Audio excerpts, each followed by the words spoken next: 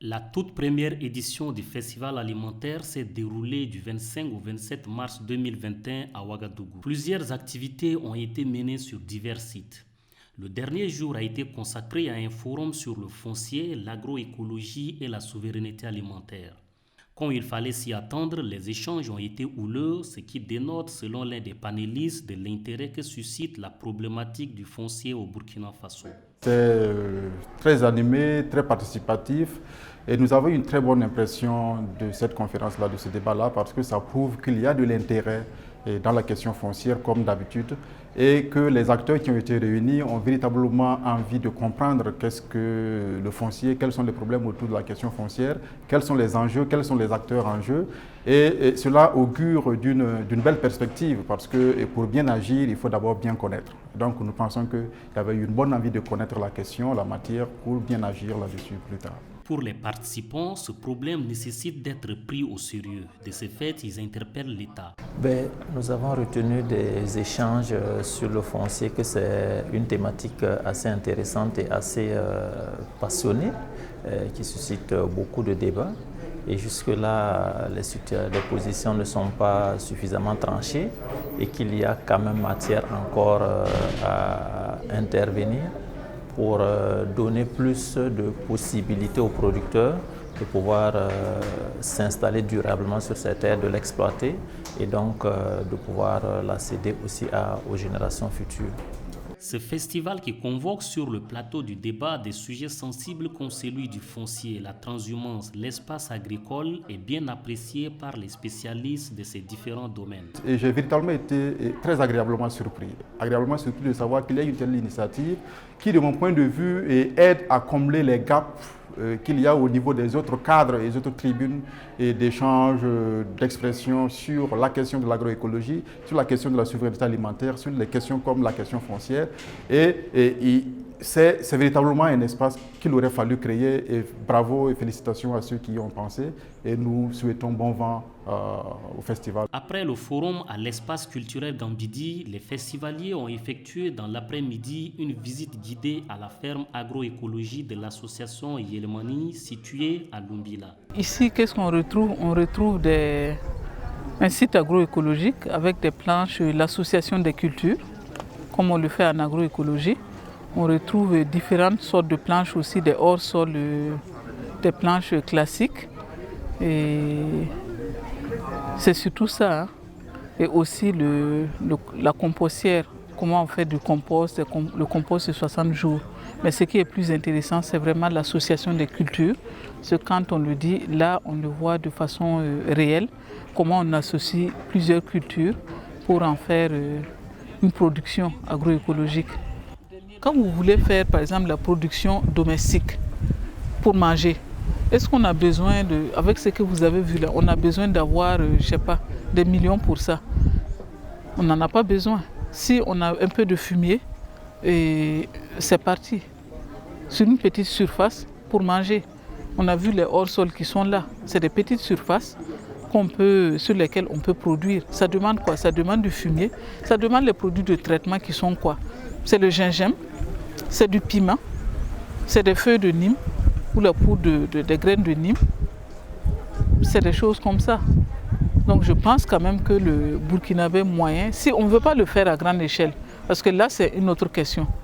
Sinon, n'importe quel Burkinabé, en tout cas de façon domestique, peut le faire. Madame Zungrana Chantal, une visiteuse mais par ailleurs fermière, apprécie l'initiative de Yelmani. Pour elle, c'est un cas d'école. En tout cas, nous sommes sur le site de Yelmani et vraiment, nous avons appris beaucoup de choses aujourd'hui, notamment le bio qu'ils font ici avec du matériel récupérable, notamment les bidons d'eau, la fille, les pneus usagés qu'ils utilisent pour faire du bio, notamment des échalotes, de l'oignon et puis de la salade et des sacs aussi qu'ils utilisent avec le compost et ils produisent des produits bio. Et nous avons appris Les projections des films ainsi que les panels se sont poursuivis jusqu'au soir à Gambidi. Le ministre en charge de l'urbanisme, de l'habitat et de la ville a honoré de sa présence à cette soirée qui a marqué également le clap de fin des 72 heures de cette première édition du festival alimentaire. Le premier festival alimentaire est un festival, de mon point de vue, plus qu'intéressant parce qu'il est interpellateur et d'ailleurs soutenu par SEMFilm et SOS Fin. Je ne pouvais pas en tout cas douter de la qualité donc, des débats et des activités qui ont été menées pendant ces 72 heures. Donc le ministère en charge de l'urbanisme, de l'habitat et de la ville voudrait saisir cette opportunité pour féliciter le coordonnateur, mais aussi tous les acteurs qui se sont impliqués pour la tenue effective de ce premier festival et espérer que la deuxième édition pourra se tenir à date et également connaîtra un succès. Pour SOS Fin, partenaire, mais également co-organisatrice du festival, ce premier coup d'essai fut une réussite. Première édition du festival alimentaire au Burkina.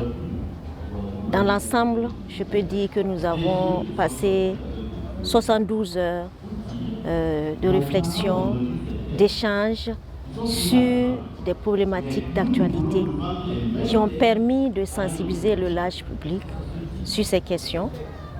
Et nous avons aussi constaté la participation effective et active des festivaliers durant ces 72 heures.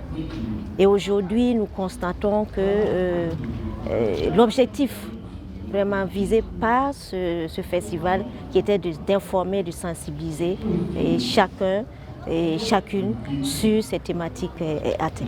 C'est aussi de l'avis des participants qui souhaitent d'ailleurs bénéficier d'autres éditions. Il faut dire que c'est un festival qui se demandait, qui s'exigeait même.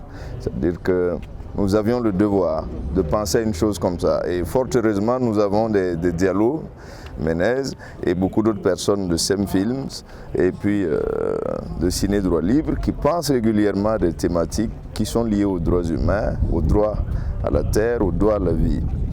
C'est une chose formidable. Beaucoup de personnes ont dû penser à ça, mais ils ne sont pas allés jusqu'au bout. Mais l'idée de passer par le cinéma pour que beaucoup de personnes s'expriment, et échangent autour de ces thématiques-là liées à l'alimentation, liées à la terre, liées à ce que vous appelez régulièrement, puisque le problème revient, le foncier. Tu vois, un support film, voilà, vient à point nommé. Abdoulaye Diallo, coordonnateur national du festival, dresse un bilan satisfaisant. Il nourrit également l'espoir de voir d'autres éditions se tenir. Oui, c'est 3 jours d'intense activité. C'est un bilan très satisfaisant. Et donc, en tant que responsable du comité d'organisation, je suis un responsable comblé parce que il y avait un peu de l'inconnu dans l'organisation de ce festival. Mais finalement, voilà, après la clôture, on peut être très heureux, très satisfait de dire que c'était une édition pleine, qui en appelle d'autres. Je prends les mots du ministre qui a apprécié et qui dit il ferme cette édition en ouvrant la deuxième. Donc je pense qu'on peut être dans cette dynamique-là. Oui, on est heureux parce qu'on a pu réaliser toutes les activités. L'exposition vente a été un succès. Les projections dans les non-lotis, à Koubri, à Zignaré, ont été un succès. On a eu la chance d'avoir notre papa, Yacouba Sawadogo, le prix Nobel alternatif, qui était là avec nous, qui a pu discuter avec beaucoup de gens, qui en a profité pour recevoir un autre prix du SILS. Donc on est heureux. Il y a eu un débat, une bonne participation des spécialistes de la question. Il y avait des gens vraiment d'un très bon niveau qui maîtrisaient le sujet. Le débat était très intéressant. Il y a de très bonnes pistes de solutions. Et je pense que c'est une bonne plateforme où toutes ces personnes qui étaient un peu dispersées se rencontrent. Et donc c'est une vraie satisfaction.